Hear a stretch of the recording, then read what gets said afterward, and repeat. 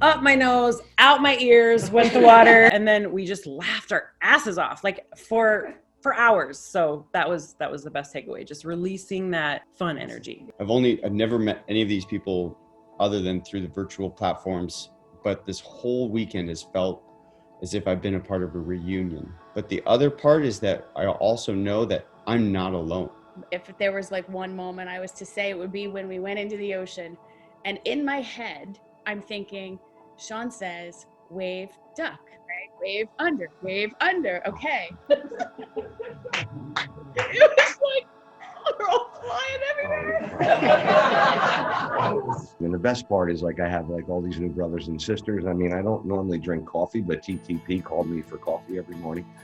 Mike and I stayed up late like brothers, like talking late into the middle of the night.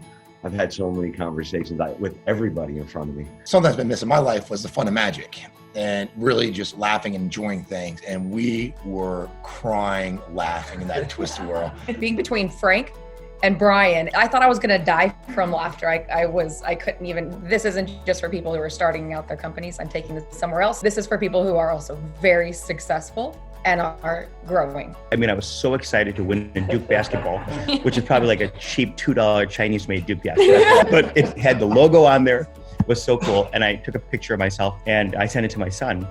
And he goes, "That's sick, Dad." Dr. Vinny was fired up and he was talking. And then Sean turns around between body surfing, all the things he was doing, and said, "Vinny, right there, that's your voice. That's your voice to be successful."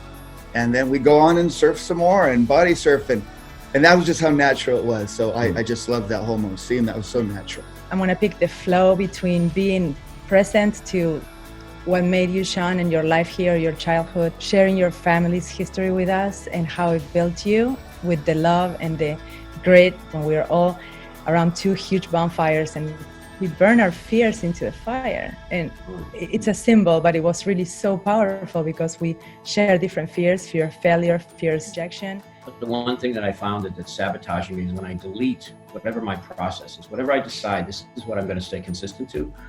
I delete, dilute, or distort the things that I make excuses. Elle comes to me and we start talking and she opens her heart and we were talking till what, 4:20? Connecting all of us. You saved my life, Gina. Literally saved my life. Thank you. The best thing is that these wonderful humans have taught me that I can be vulnerable, because for 20 years I never allowed myself to be vulnerable. 20 years I lied to myself.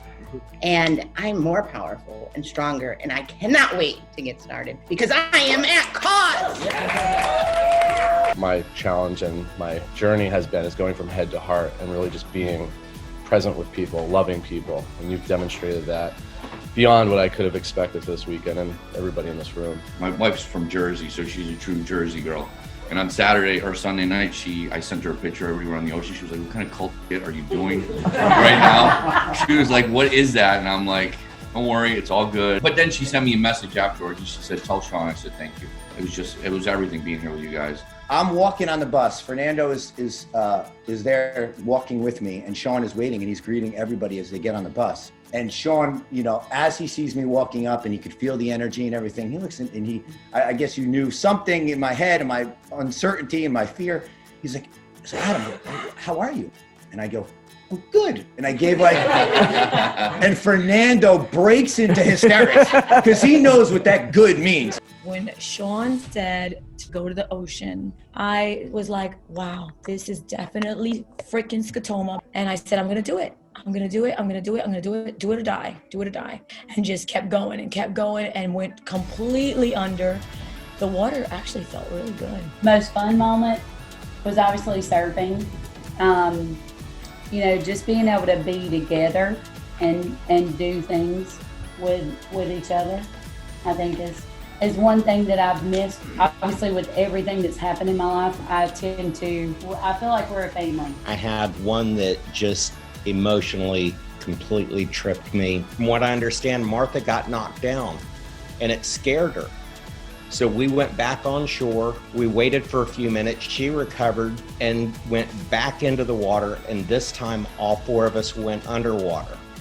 What I learned when I came out was that was the first time Martha had ever been in the water. And it was the most turbulent, scariest shoreline that I have ever walked into. Yeah, first I do it, I gotta tell you, because that surfing thing, I was like, yeah, okay, we'll handle that. We'll do that once, that's it. When it came that night to jump in I was like, no effing way.